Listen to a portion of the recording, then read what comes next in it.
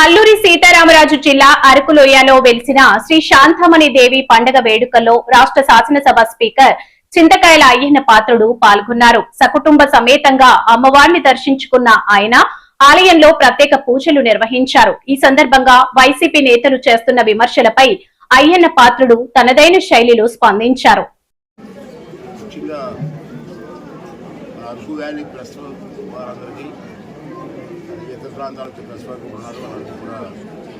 నమస్కారం తెలియజేస్తూ శాంతమ్మ దేవి ఆశీర్వాదం కుటుంబాలందరికీ ఉండాలని మనస్ఫూర్తి కోరుకుంటున్నాను. ఇది మా ప్రత్యేకత ఏంటంటే, నాకు ప్రత్యేకంగా రావడానికి కారణం ఏంటంటే, వీరు వేరే ఏకాశమ్మ గారు అని చెప్పి మా నాన్నగారి టైంలో కుటుంబాలు అప్పుడు మేము పుట్టలేదు. ఆ కుటుంబం పెద్దలు శ్రీనాథరావు వాళ్ళ నాన్నగారు అంతా కలిసి మరి ఎందుకు వాళ్ళకి ఆలోచించిందో అమ్మవారు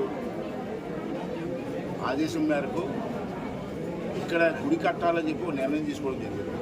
నాకు తెలిసి ఇది కట్టి 40 సంవత్సరాలు అయి ఉంటుంది.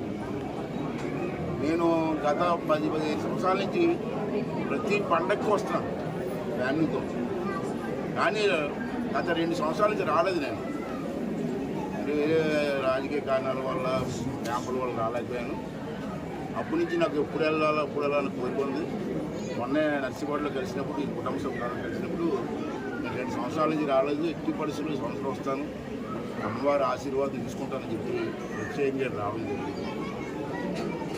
వీళ్ళే కాదు, ఈ కుటుంబ సభ్యులకి నర్సీపట్నంలో ఇద్దరు ఫ్రెండ్స్ ఉన్నారు, చాలామంది మంచి ఫ్రెండ్స్ ఉన్నారు.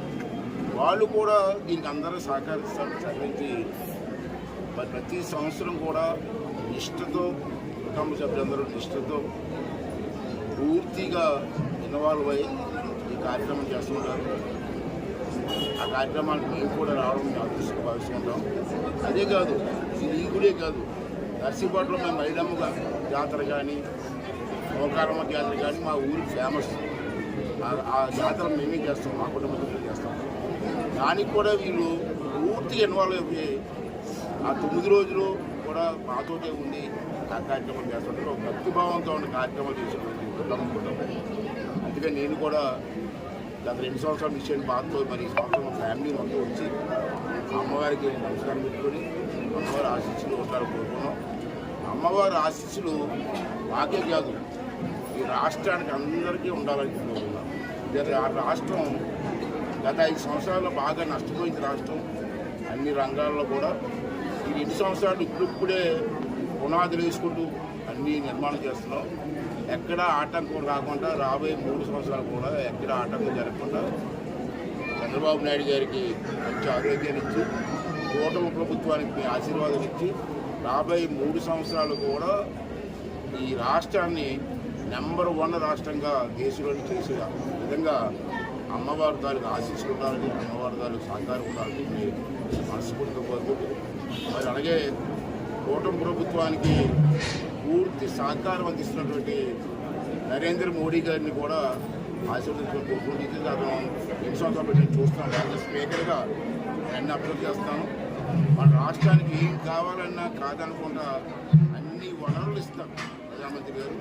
వారు కూడా ఆరోగ్యంగా ఉండి ఈ రాష్ట్ర అభివృద్ధిలో భాగస్వామ్యం ధన్యవాదాలు తెలుపుకుంటూ, ఇంకా ఈ రాష్ట్రాన్ని నెంబర్ 1గా తీసుకెళ్ళడం కోసం నరేంద్ర మోదీ గారు వాళ్ళ క్యాబినెట్ సహకారం ఇప్పుడు ఉండాలని చెప్పి కోరుకుంటూ, అలాగే ప్రజలు కూడా ఈ నష్టపోయిన రాష్ట్రాన్ని ముందుకు తీసుకెళ్ళడం కోసం మీ సహకారం కూడా కావాలా, ప్రజల సహకారం కూడా కావాలా. అందరూ కలిసి అమ్మవారి ఆశీస్సుతో ఈ రాష్ట్రాన్ని బాగు చేసుకుంటాం, నెంబర్ 1 రాష్ట్రంగా చెప్తాం, అభివృద్ధి చేసి రాబోయే తరం వారికి ఈ అభివృద్ధిని అందించడం కోసం మనందరం కూడా ప్రయత్నం చేయాలని చెప్పి కోరుకుంటూ